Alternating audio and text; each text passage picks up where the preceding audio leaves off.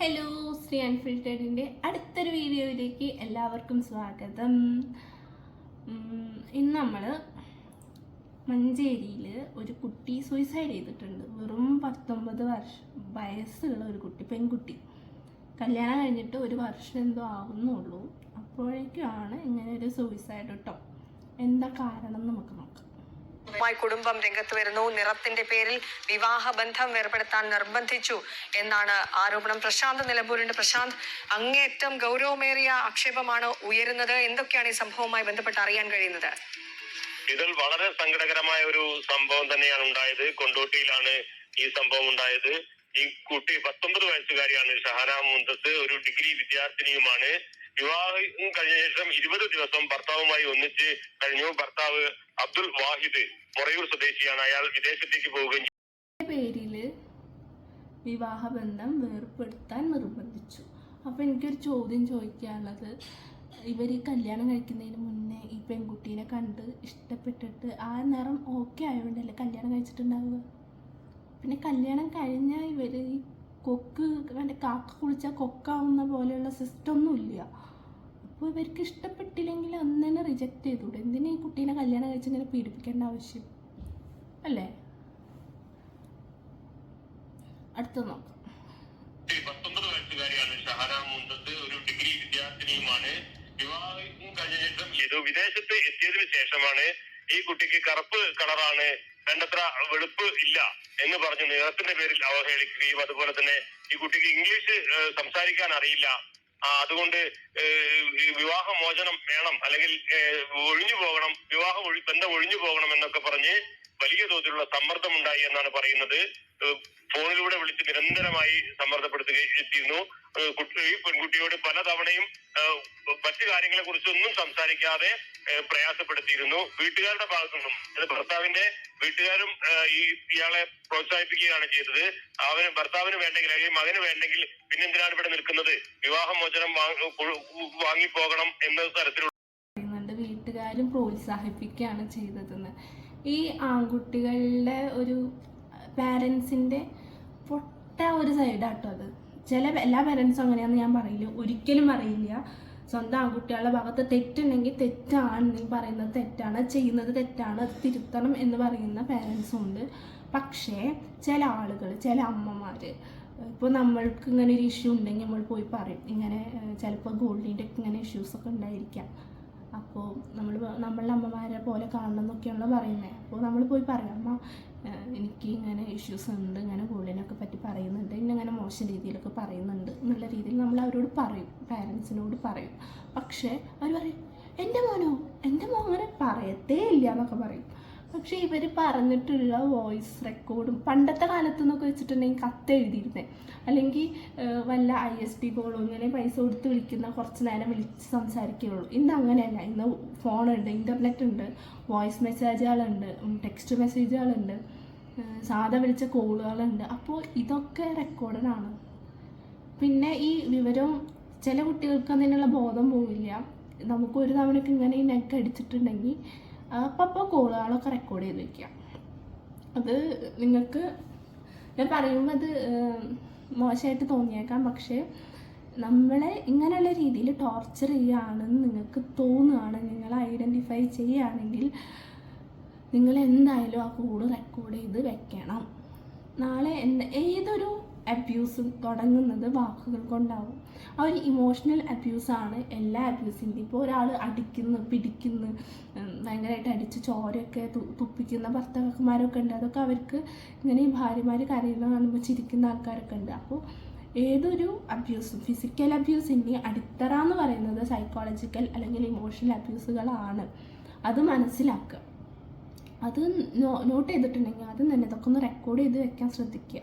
പിന്നെ അവരുടെ വീട്ടുകാർ ഒരിക്കലും അവർ ചെയ്യുന്ന തെറ്റാന്ന് പറയില്ല. എന്താണെന്ന് വെച്ചിട്ടുണ്ടെങ്കിൽ അവർക്ക് ഇത് കഴിഞ്ഞാലും വേറെ കല്യാണം കഴിക്കണമല്ലോ.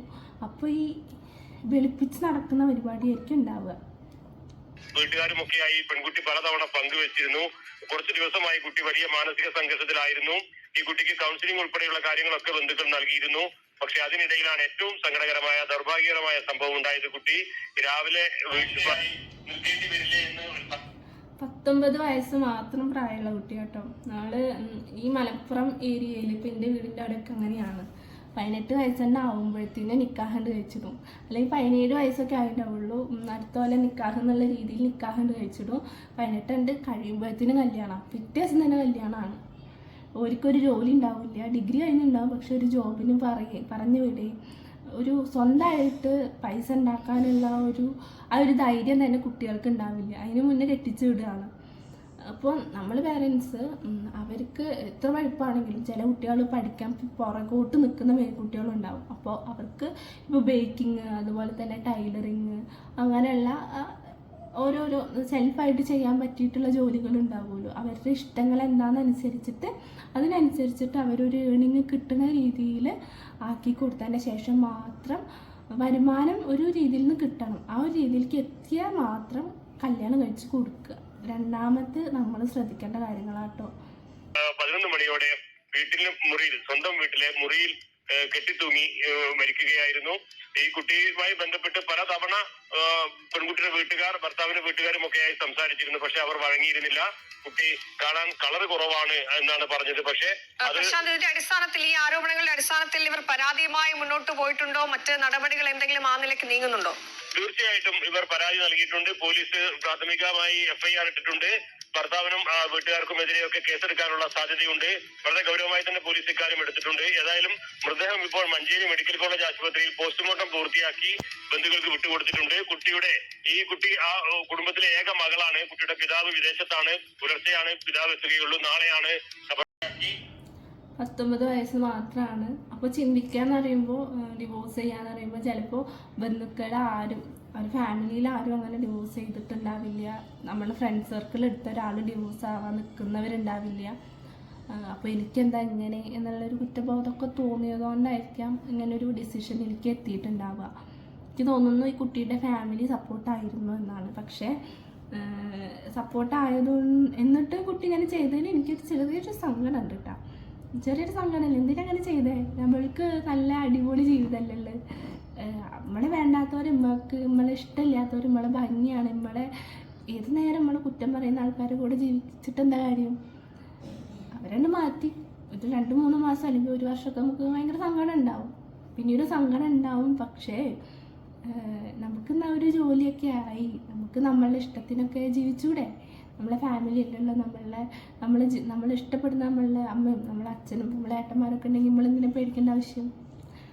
അങ്ങനെ ചിന്തിക്കണം. നമ്മൾ ആ ഒരു ടൈമിൽ ഈ ഒരു കാര്യങ്ങളൊക്കെ പറയുക, എന്നിട്ട് നല്ല പോസിറ്റീവായിട്ട് മുന്നോട്ട് പോകാൻ ശ്രദ്ധിക്കുക.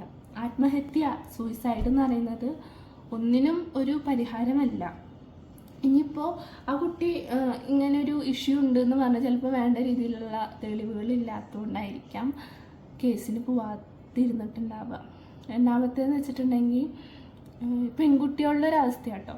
ഇപ്പോൾ അവർക്ക് ഇങ്ങനെയുള്ളൊരു ഇഷ്യൂ ഉണ്ട് എന്ന് പറഞ്ഞാലും നാട്ടുകാർ, നമ്മളെ സൊസൈറ്റി എന്താ ചെയ്യാന്ന് വെച്ചിട്ടുണ്ടെങ്കിൽ അവളല്ലെങ്കിൽ ഭയങ്കര അങ്ങനത്തെ പെൺകുട്ടിയാണ്, അവൾ ഒപ്പത്തിനൊപ്പം പറയും, ഭയങ്കര തറുതല പറയുന്ന കുട്ടിയാണ്, ഭയങ്കര അഹങ്കാരമാണ്, ചിലവ് കൂടുതലാണ്.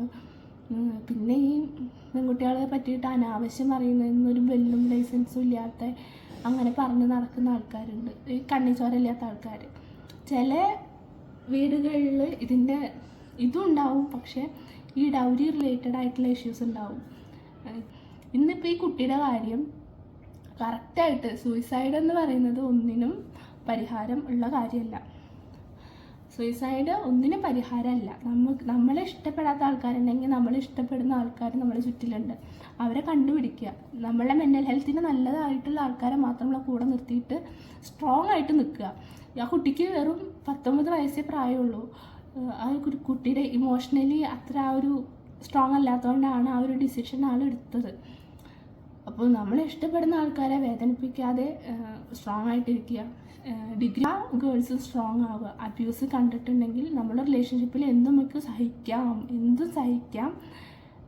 സ്നേഹമില്ലെങ്കിൽ കുഴപ്പമില്ല, റെസ്പെക്റ്റ് ചെയ്തിട്ടില്ലെങ്കിൽ കുഴപ്പമില്ല, ഫിനാൻഷ്യലി സപ്പോർട്ട് ചെയ്തിട്ടില്ലെങ്കിൽ കുഴപ്പമില്ല. പക്ഷേ ഒരാൾ നിങ്ങളെ അബ്യൂസ് ചെയ്യാണ്, മാനസികമായിട്ടോ ശാരീരികമായിട്ടോ എങ്ങനെ വേണമെങ്കിലും അബ്യൂസ് ചെയ്യാൻ തുടങ്ങുന്നുണ്ടെങ്കിൽ അവിടെ പ്രതികരിക്കുക.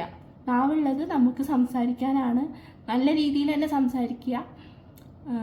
നീ പോട്ടെ പുല്ലേ എന്നൊക്കെ പറഞ്ഞിട്ട് ഇറങ്ങി വരണമെങ്കിൽ ഇറങ്ങി വരിക. ലൈഫ് ഒന്നേ ഉള്ളൂ, എന്നിട്ട് സമാധാനമായിട്ട് ജീവിക്കുക, അത്രേ ഉള്ളൂ. നമ്മളുടെ ജീവിതം ഒന്നേ ഉള്ളൂ, അത് സന്തോഷമായിട്ട് സുഖമായിട്ട് ജീവിക്കുക. അപ്പോൾ വീഡിയോ ഹെൽപ്ഫുള്ളായി എന്ന് വിചാരിക്കുന്നു. നന്ദി, നമസ്കാരം.